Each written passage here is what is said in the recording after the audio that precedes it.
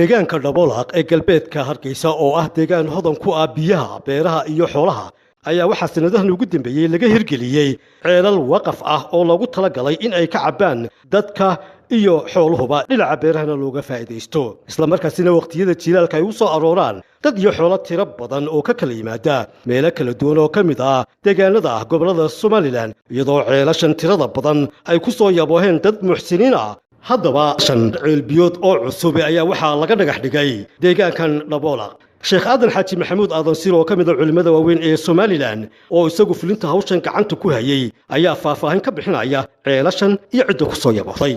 halkan maanta waxa aynu ka dhagax dhigi doonaa 5 ceel oo dad wanaagsan oo khayr badan ay waqfiyeen. ceelka hore waxa waqfiyay Maxamed Xaashimaal oo wuxuu waqfiyay walaalkii daahir Xaashimaal buu waqfiyay. ceelka labaad waxa waqfiday khadra biixiyoonis waxay runtii u waqfiday dhinkeedii dhintay kabtan cali faarax cilmi ayay u waqfiday iyadii caruurteedu.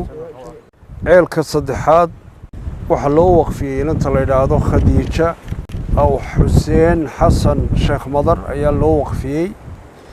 waxana uu waqfiyay walaalaheed iyo caruurteedii baa u waqfiyay. ceelka afaraad waxa soo bixiyay ilma Cabdilaahi Yaasiin baa soo bixiyay. waxay u waqfiyeen Cabdilaahi Yaasiin iyo labadiisii xaas oo saddexda waalidba ay geeriyoodeen ayay u waqfiyeen. ceelka shanaad waxa nafteeda u waqfiday oo Ilaahay dartii ugu niyootay in Ilaahay ku anfaco iyadoo nool Caasha Xuseen Ciise. dhammaantood waynu u ducaynaynaa Ilaahay dambigooda ha dhaafo. waalidka ay u niyoodeenna Ilaahay waqfiga ha gaarsiiyo. reer Dhaboolaqna waxaan u sheegaynaa ceelashani waa waqfi. xoolaha lagama celin karo yacni dadka lagama celin karo. Ilaahay dartii baa loo qoday. qofka meeshiisa laga qodayaana wuu ku intifaacayaa xoolihiisa iyo dadkiisuba way ka cabayaan. dee waanu ilaalinayaa. geesta kalena odayaasha deegaanka ayaa ka mahad celiyay deeqdan samafalka ah ee loo fuliyay. ilaahay baynu u mahadnaqaynaa. ilaaha nimcada ayna siiyay.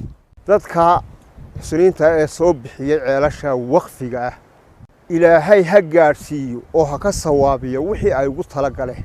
anigoo ah gudoomiyihii Dhaboolaq waxaan aad iyo aad u soo dhaweynayaa mashaariicda goor kasta sheekhaasi uu noo keenayo aad iyo aad buu ugu mahadsan yahay. dadka soo bixiyayna aad iyo aad baan ugu mahadnaqaynaa.